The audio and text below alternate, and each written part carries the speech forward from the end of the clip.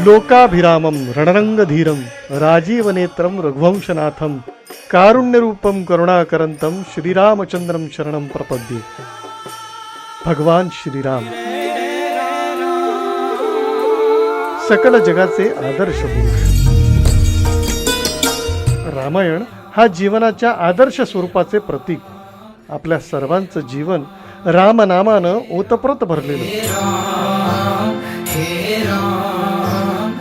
दैनंदिन घरात संध्याकाळी शुभम करोती श्रीरामरक्षा स्तोत्राचे पठण, रामदासांचे दासबोध, रामस्तुती, गीतरामायण, रामभजन ऐकून पठण करून रामरूपी संस्कार आमच्या जीवनात होतात।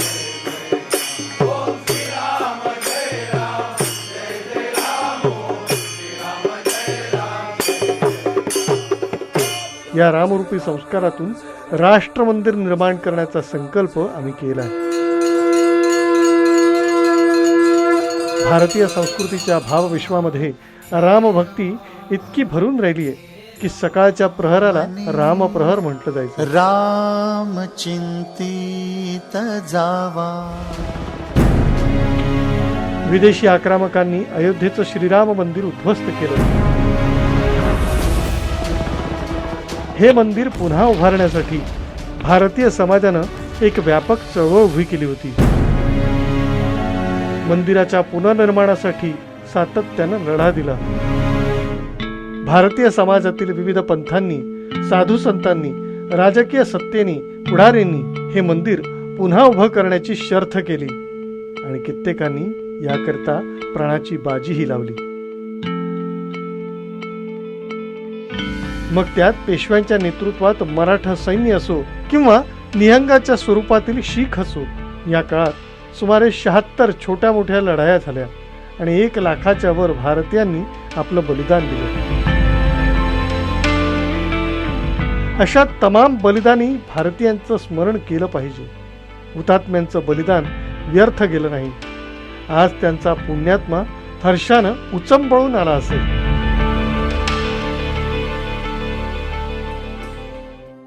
नहि तत् भविता राष्ट्रम यत्र न रामो भूपतिः तद्भनं भविता राष्ट्रम यत्र रामो निवत्सति। श्रीराम जेथे नसेल तेथे राष्ट्र राष्ट्रच राहणार नाही आणि जेथे राम असेल तो उजाड प्रदेश देखील, वनवासी भाग देखील राष्ट्र होईल। भारतवर्षात प्रभू श्रीराम जन्माला आले, त्यामुळं हा देश केवळ जमिनीचा तुकडा राहिला नाही, राष्ट्रदेव झालाय। या राष्ट्रदेवाच्या पूजेचं व्रत आम्ही रामदूतांनी घेतलंय। डिसेंबर महिन्याच्या 1992 मध्ये अयोध्येत कारसेवा झाली।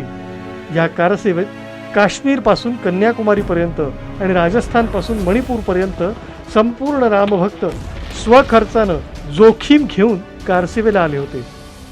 यात एकात्मतेचा हुंकार होता। श्रीरामाचा जय जयकार करीत होते, अर्थात राष्ट्रदेवतेचं विराट शक्ती स्वरूप दर्शन घडत होतं। राम जन्मभूमीचा संघर्ष भारतीयांच्या अस्मितेचं जनजागरण होतं।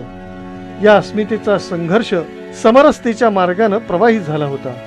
त्यामुळे प्रचंड भारतीय जनमानसाच्या व्यापक संघर्षात हिंदुत्वाची प्रबळ भावना निर्माण झाली। हिंदुत्वाच्या प्रखर राष्ट्रवादामुळे देशात परिवर्तन झालं। आक्रमकांच्या परकीय खुणा मोडीत काढून नवा विकसनशील भारत, अर्थात महात्मा गांधींच्या स्वप्नातला रामराज्याची संकल्पना असलेला भारत उभा झाला पाहिजे। यासाठी प्रयत्नांची पराकाष्ठा भारतीयांचे नेतृत्व करत आहे। त्यासाठी आत्मनिर्भरतेचा मार्ग देशाला विश्वगुरु पदावर घेऊन जाईल। अयोध्येत भव्य श्रीराम मंदिराचं निर्माण झालं। रामतत्वावरच राष्ट्र मंदिराचा पाया रचला जाणार आहे। राष्ट्र मंदिर उभारण्यासाठी निस्सीम समर्पित ध्येयवेडी माणसं लागतात। देशभक्ती रक्तात सळसळणाऱ्या तरुणांची आवश्यकता लागते। राष्ट्रभक्तीनं ओतप्रोत भरलेला तरुणांचा हा देश आत्मनिर्भर भारताचा संकल्प घेऊन उभा होतोय। श्रीरामाच्या जीवनातील मूल्ये स्वतः अंगीकारून त्यातून चालण्याची ऊर्जा आणि शक्ती घेऊन हे राष्ट्र मंदिर शक्तिशाली करूया।